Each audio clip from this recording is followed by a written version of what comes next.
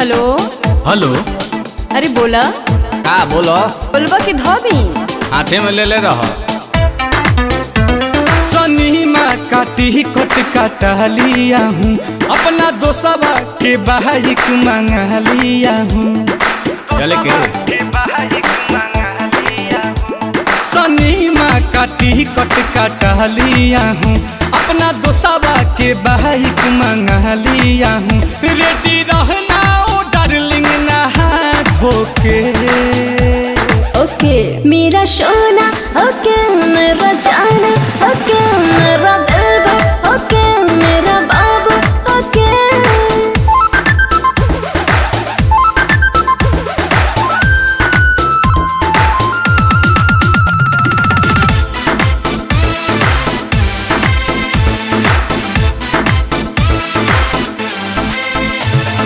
बोलो ना ड्रेस पहनूं कवना कलर का, गाउटी डिजाइन के मॉडल शहर का। अरे अपना हिसाब से देख लो। बोलो ना ड्रेस पहनूं कवना कलर का, गाउटी डिजाइन के मॉडल शहर का।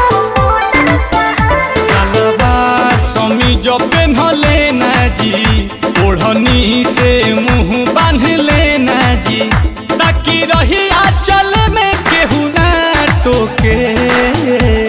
ओके मेरा सोना, ओके मेरा जाना, ओके मेरा दिलवा, ओके मेरा बाबू, ओके। Too good to be true, our worlds collide.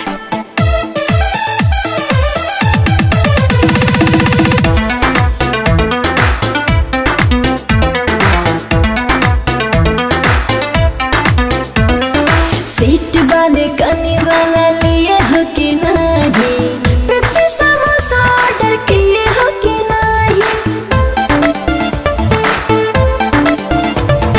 Seat वाले कनी वाला लिए हो कि नहीं, पेप्सी समोसा ऑर्डर किए हो कि नहीं। जब चाहे लुरानी मजा मिलेगा, चलो पॉपकॉर्न भी वहाँ ताजा मिलेगा। फिल्म देखना तू गोद में सवार होके। ओके मेरा सोना, ओके मेरा जाना, ओके मेरा